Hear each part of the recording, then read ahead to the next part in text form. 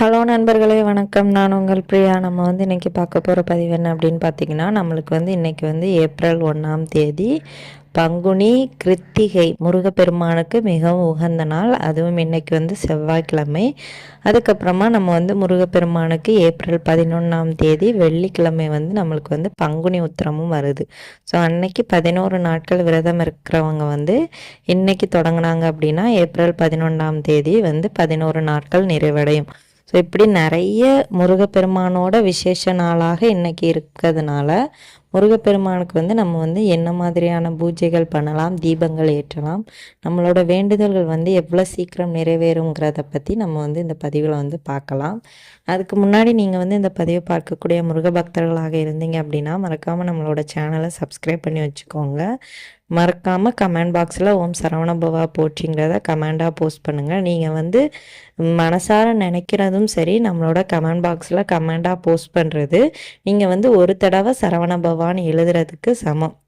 ஒரு தடவை எழுதுறதே நம்மளுக்கு கந்த சஷ்டி கவசம் சொன்ன பலன்களை தருமாம். ஸோ அதனால் நீங்கள் உங்களுக்காக நீங்கள் கமெண்ட் பாக்ஸில் கண்டிப்பாக உங்களோட வேண்டுதல்கள் நிறைவேறணும் அப்படின்னா சரவணபவாங்கிறத கமெண்டாக போஸ்ட் பண்ணுங்கள். அதுக்கப்புறமா நம்மளோட சேனலை நீங்கள் சப்ஸ்கிரைப் பண்ணி வச்சுருந்தீங்க அப்படின்னா இது போல் முருகர் சம்மந்தமான பயனுள்ள தகவல்களை நீங்கள் பார்த்து தெரிந்து கொள்ளலாம். இப்போ வாங்க நம்ம பதிவுக்குள்ளே போகலாம். இன்றைக்கி மிக முக்கியமான நாள். முருகப்பெருமானுக்கு என்ன நாள் அப்படின்னு பார்த்தீங்கன்னா இன்றைக்கி கிருத்திகை நம்ம சொல்லியிருந்தோம். இன்றைக்கி மாலை 3:30 மேலே இருந்து நம்மளுக்கு கிருத்திகை நட்சத்திரம் தொடங்குது. ஸோ இன்றைக்கி கிருத்திகையில் முருகப்பெருமான வழிபாடு பண்ணுறவங்க மாலை நேரமோ இல்லை இரவு ஹோரை நேரமோ நீங்கள் முருகப்பெருமான வழிபாடு செஞ்சீங்க அப்படின்னா கண்டிப்பாக உங்களோட வேண்டுதல்கள் நிறைவேறுமாம். என்ன மாதிரியான வேண்டுதல்கள்லாம் நீங்கள் செய்யலாம் அப்படின்னு பார்த்தீங்கன்னா நீங்கள் இன்றைக்கி தீபம் வெற்றிலை தீபம் போடலாம். செவ்வாய்க்கிழமை வெற்றிலை தீபம் முருகப்பெருமானுக்கு உகந்த நாள். 6 வெற்றிலை தீபம் வச்சு நீங்கள் தீபம் போடலாம். நெய் தீபமாக ஏற்றுங்க. கண்டிப்பாக உங்களோட வேண்டுதல்கள் நிறைவேறும். அதுக்கப்புறமா இன்றைக்கி நீங்கள் எந்த நேரம் செய்யலாம் அப்படின்னு பார்த்தீங்கன்னா 6 வெற்றிலை தீபம் நீங்கள் 6 மணிக்கும் ஏற்றலாம். இல்லை ஒரே நேரம் 8 to 9 அந்த நேரத்தில் கூட நீங்கள் இன்றைக்கி தீபங்கள் ஏற்றலாம். மாதவிடாய் பிரச்சனை இருக்கிறவங்க மட்டும் தீபங்கள் ஏற்ற வேண்டாம். எந்த விதமான பூஜைகளுமே செய்ய வேண்டாம். ஆனால் மனசாரையோ இல்லை ஒரு டைரியிலையோ நீங்கள் உங்களோட வேண்டுதல்களை எழுதிட்டு நீங்கள் சரவணபவா போற்றிங்கிறத நீங்கள் 108 முறை எழுதுங்க. கண்டிப்பாக உங்களோட வேண்டுதல்களும் கூட நிறைவேறும்.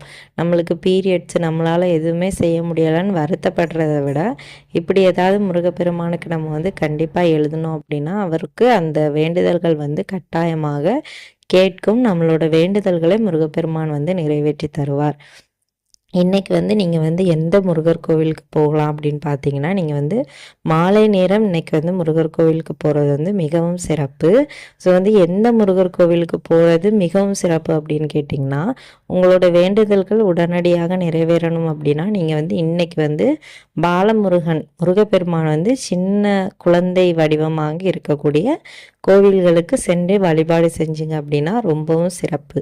அதுக்கப்புறமா இந்த திருமண கோலத்தில் வள்ளி தேவியானோட இருக்க கோவில் உங்கள் வீட்டு பக்கத்தில் இருந்தாலும் போகலாம்.